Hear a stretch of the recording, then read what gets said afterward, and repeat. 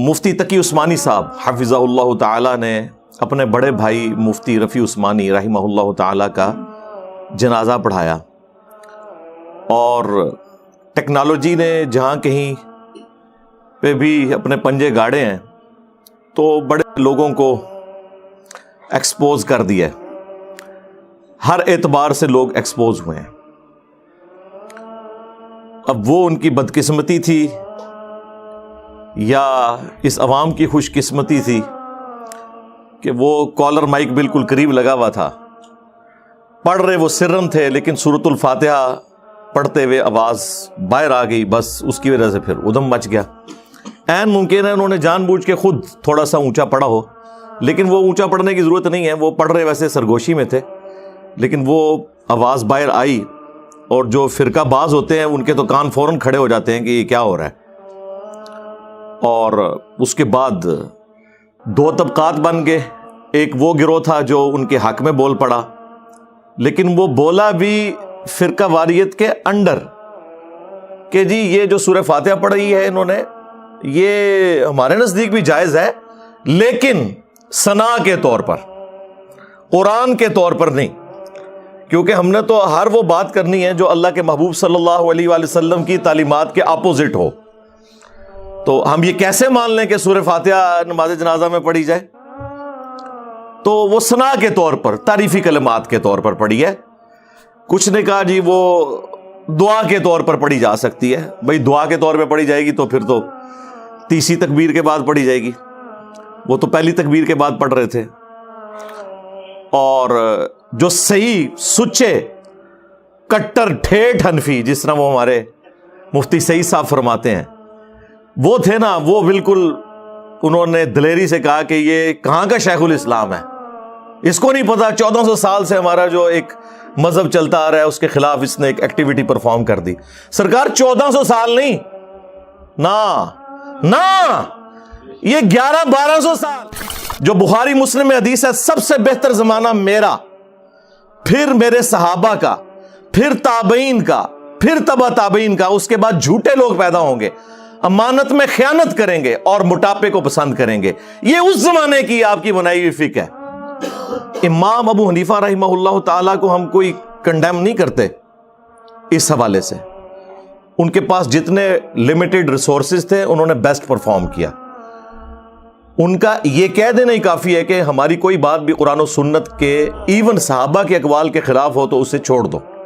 حجت اللہ البالغہ میں شاہ ولی اللہ دہلوی، جنہیں بریلوی، دیوبندی، اہل حدیث تینوں 12ویں صدی کا مجدد مانتے ہیں، صرف عجم میں نہیں عرب کے لوگ بھی انہیں بڑی قدر کی نگاہ سے دیکھتے ہیں اس کتاب کی وجہ سے۔ وہ اردو میں ٹرانسلیٹ ہو چکی ہے، لیکن ہمارے درس نظامی کے کورس کے اندر اس کے نوٹس پڑھائے جاتے ہیں۔ میں بلیو ایریا کی مسجد میں آج سے آلموسٹ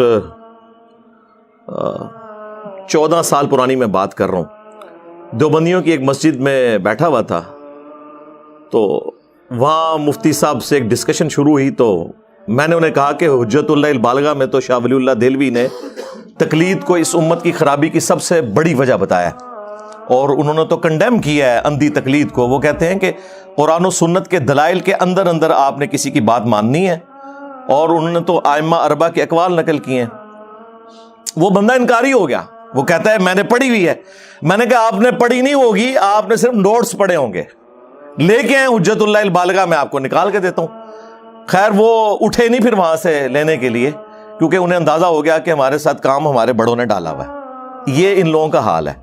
تو شاہ ولی اللہ دہلوی نے ایک چیپٹر اس میں یہ بھی باندھا ہے کہ امام شافعی رحمۃ اللہ علیہ نے جب فقہ حنفی کو اور فقہ مالکیہ کو دقت نظر سے پڑھنا شروع کیا تو انہیں اندازہ ہو گیا کہ اس کے اندر تو کئی ایک چیزیں ہیں جو صراحتاً مرفوع احادیث کے خلاف ہیں۔ پھر انہوں نے اس کی کھوج لگائی کہ یہ ٹوٹی کمند کہاں، تو انہیں اندازہ ہوا کہ امام مالک اور امام حنیفہ ان کے اندر ایک کمزوری تھی کہ وہ تابعین کے اقوال سے بھی حجت پکڑتے تھے۔ یہ کوئی ایسی کمزوری نہیں ہے جسے کوئی کمزوری کہا جائے، لیکن جب صحیح احادیث آ جائیں تو پھر تو تابعین کے وہ قیاس یا ان کے کیے ہوئے اجتہاد تو قبول نہیں کیے جائیں گے۔ تو پھر انہوں نے اس کی ریمیڈی کی۔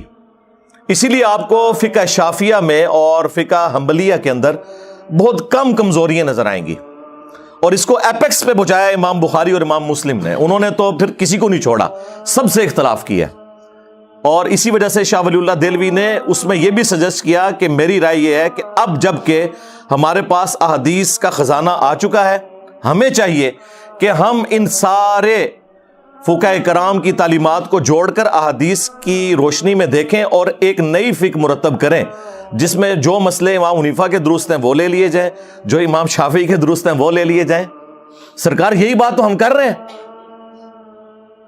اور شاہ ولی اللہ دہلوی لکھ کے گئے ہیں. لیکن سرکار شاہ ولی اللہ وائرل نہیں ہوئے تھے نا, انجینئر صاحب وائرل ہو گئے ہیں. مسئلہ یہ ہے کہ ایک سیکیورٹی گارڈ بھی انجینئر صاحب کی ویڈیو دیکھ رہا ہے, ایک جنرل بھی ویڈیو دیکھ رہا ہے, ایک سپریم کورٹ کا جج بھی دیکھ رہا ہے, ایک ریڑی مان بھی دیکھ رہا ہے, ایک ڈاکٹر بھی دیکھ رہا ہے, ایک انجینئر بھی دیکھ رہا ہے. اور وہ مولوی جو کہ قرآن و سنت کے دشمن ہیں وہ نہیں دیکھ رہے یا چھپ چھپ کے دیکھ رہے ہیں, لیکن ان کے بچے ضرور دیکھ رہے ہیں, کیونکہ ہم ان کی بیٹھکوں میں ان کی اجازت کے بغیر یوٹیوب کے ذریعے موبائلوں میں داخل ہو چکے ہیں الحمدللہ. تو اب اس وجہ سے زیادہ فتنہ کھڑا ہو گیا, یعنی وہ پنجابی والا فتنہ نہیں, عربی والا آزمائش. تو یہ ان لوگوں کی حالت ہے. یہ یعنی صفائیاں پیش کر رہے ہیں کہ فقہ حنفی بھی صحیح ہے اور مفتی صاحب بھی صحیح ہیں, اور جو کٹر ٹھیٹ سچے حنفی ہیں وہ کہہ رہے ہیں نہیں مفتی صاحب کی ایسی کی تیسی. تو میں سب سے پہلے سلام انہی حنفیوں کو پیش کروں گا جنہوں نے مفتی صاحب کو گالیاں نکالی ہیں کہ آپ واقعی سچے حنفی ہو, کیونکہ حنفیت کی بنیاد یہ ہے کہ قرآن و سنت اور اجماع کو پیچھے رکھ کے اپنے بابوں کے جو خیالات ہیں, ان کے نظریات ہیں, انہیں آگے لے کے آنا ہے. تو میں آپ کو سلام پیش کرتا ہوں, آپ واقعی ایک نمبر ہیں. اور جو دوسرے مفتی صاحب کا دفاع کر رہے ہیں, میں انہیں دعوت توبہ پیش کرتا ہوں کہ یا تو وہ اپنی اس فقہ کو چھوڑیں, یہ دو کشتیوں کے مسافر نہ بنے کہ بیک وقت دونوں چیزوں کو پیرلل میں آپ لے کے چل رہے ہیں. مان لے کے غلطی ہوئی ہے.